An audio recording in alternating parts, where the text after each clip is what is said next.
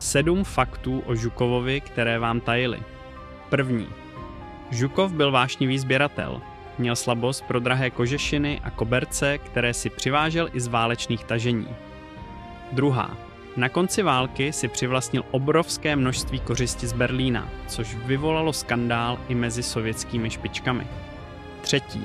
Měl neobvyklý zvyk. Miloval jezdecký sport a až do stáří si udržoval vlastní koně, které rád předváděl. Čtvrtá. Žukov měl velmi rád filmy. Dokonce navštěvoval soukromé projekce válečných snímků, aby studoval taktiku a psychologii bitvy. Pátá. Na rozdíl od mnoha sovětských velitelů byl známý tím, že otevřeně nadával a používal velmi drsný jazyk. Jeho vojáci ho slyšeli mluvit bez cenzury. Šestá.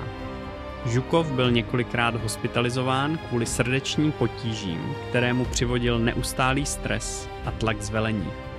Sedmá.